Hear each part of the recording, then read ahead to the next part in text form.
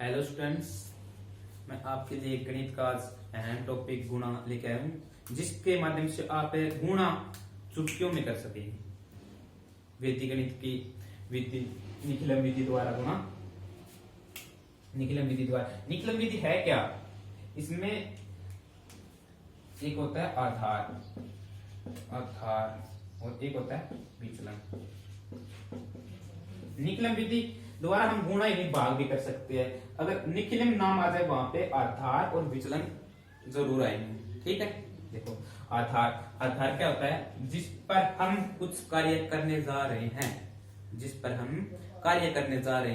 जैसे कि मकान बनाते हैं, मकान का आधार क्या होता है? नींव। उसी तरह संख्या का आधार क्या होता है? संख्या का आधार क्या होता है?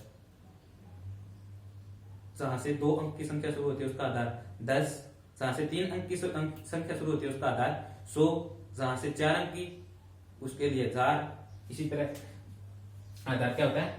10 की घात कुछ भी होता है, 1 2 3 4 5 6 7 कुछ भी हो जाएगा। ठीक है। और विचलन क्या होता है? उस 10 की घात की संख्या से हम कितने पिछड़े हुए हैं या कितने विचलित हैं। विचलित का मतलब कि हम उस संख्या से कितने आगे हैं या कितने पीछे हैं। जैसे कोई संख्या ले लीजिए, 11 ले लेते हैं, 11। ठीक है, 11 कितनी विचलित है? 10 से कितनी विचलित है? 1 कितने हुई? प्लस 1 9 है। 9 कितना विचलित है? 10 से -1, यानी 1 कम है। ये 1 ज्यादा विचलित है, ये 1 कम विचलित है। ठीक है, ये होता है विचलन। आधा समझ में आ गया सभी को? ये विचलन होता है। विचलन बता दिया। और विचलन निकालते कैसे है? विचलन निकालने की विधि होती है, विचलन निकालने के लिए संख्या जो आपको दी गई है, संख्या में से क्या घटाना होता है? आधार वही घटाना होता है जो संख्या के नजदीक हो। जैसे संख्या दे रखी है हमें 15 और हम घटा रहे हैं 100। ठीक है, ऐसे नहीं, संख्या में से आधार घटाना होता है।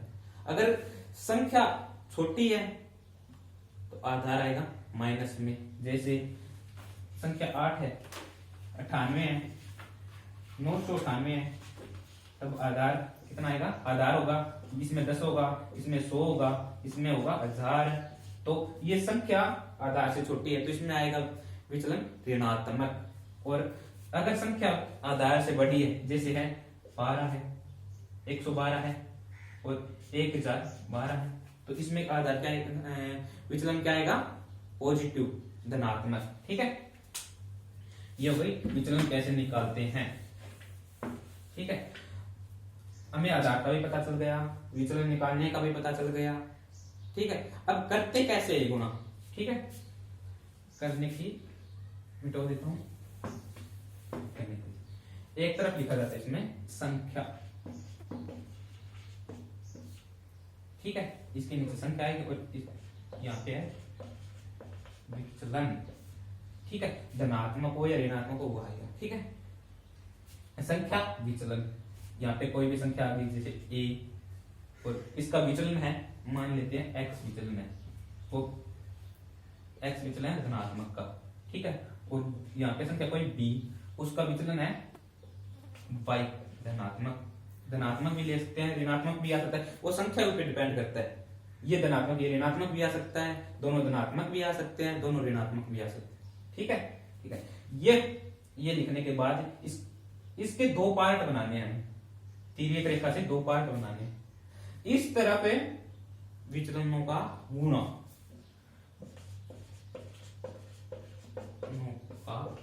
गुणनफल। ठीक है, इस तरफ आएगा विचलनों का गुणनफल, यानी x और y का गुणा। और इस तरफ है संख्या, कोई भी संख्या, कौन सी भी संख्या ले सकते हैं आप, कोई एक संख्या इनमें से, और उस संख्या के का जो विचलन आता है ना, उस विचलन को छोड़ के दूसरा विचलन, जैसे हमने संख्या ले ली यहाँ पे ए का विचलन कितना है एक्स, एक्स को छोड़ के दूसरा विचलन कितना है वाई, ये आएगा। ठीक है, संख्या संख्या संख्या विचलन के अतिरिक्त विचलन, यानी जो संख्या विचलन है उससे दूसरा विचलन। ठीक है, दूसरा विचलन, ठीक है, दूसरा विचलन समझ में आया। यहाँ पे लिखी जाएगी संख्या, ये हो गई विचलन। ये विचलन धनात्मक भी हो सकते हैं, ऋणात्मक भी हो सकते हैं, वो डिपेंड करता है आपकी संख्या पे। ठीक है, आधार क्या होता है 10 या 10 की घात आधार होता है। ठीक है, विचलन बताया था कैसे निकाला जाता है।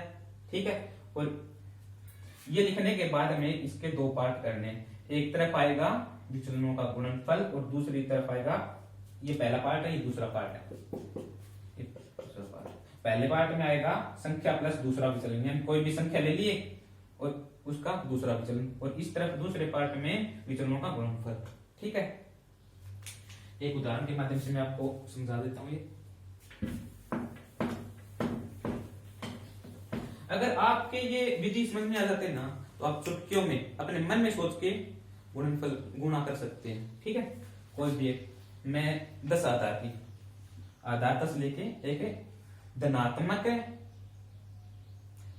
विचलन का एक उदाहरण देता हूं। ठीक है, 12 गुणा 15। ठीक है, और इसमें एक बात ध्यान देने की ये है कि अगर गुणनफल करते हैं, अगर द्वितीय यानी सेकंड पार्ट में अगर अंक कैसे रखते हैं, मतलब कि अगर यहाँ पे 2 अंक आ गए, 23 आ गए, और आधार है उसमें 10, इस सेकंड पार्ट में आधार पर यानी आधार के ऊपर डिपेंड करता है कि अंक कितने आएंगे। अगर 10 है तो 10 में कितनी जीरो है, 1 जीरो है, तो यहाँ पे 1 अंक रहेगा, अगले में 2 हासिल चल जाएंगे। ठीक है, और अगर यहाँ पे 1000 है, 1000, तो यहाँ पे अंक है 2 और आधार है 1000, यहाँ पे 3 अंक होंगे।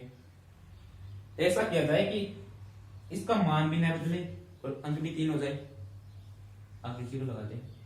ठीक है, वो उदाहरण करेंगे तब का आपके बढ़िया से समझ में आ जाए। ठीक है, कैसे हासिल दी जाती है, कैसे हासिल दी जाती है, आप एक बार सीखे तो मिनटों में क्या कुछ सेकंडों में ही कर सकते हैं। ठीक है, देखो संख्या लिखो और विचलन, संख्या विचलन, संख्या कितनी है 12 में विचलन कितना है +2। इसमें आधार क्या है, आधार पहले से आप 2-4 बार करोगे तब आपके अच्छी तरह से याद हो जाएगा आधार क्या होता है। और पहली बार कर रहे हो तो आपको आधार लिखना पड़ेगा 10, और विचलन +2 +5। ठीक है, और 15 है संख्या, उसमें विचलन कितना है +5। 2 पार्ट कर लिए।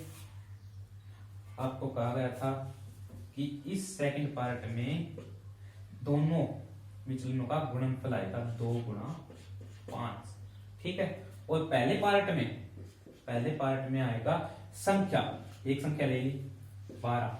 ठीक है, प्लस संख्या का जो विचलन है ना, उससे अतिरिक्त यानी दूसरा विचलन कितना है 5। आपको मैं ये बता दूं कि अगर इसका जोड़ कितना है 17 है ना, अगर आप संख्या 15 लेते हो ना और विचलन 2 लेते हो तो भी 17 ही आएगा। कौन सी भी संख्या ले सकते हो आप, इसमें कुछ चेंज नहीं होता। ठीक है, यहाँ पे आगे 17 और यहाँ पे आगे 10।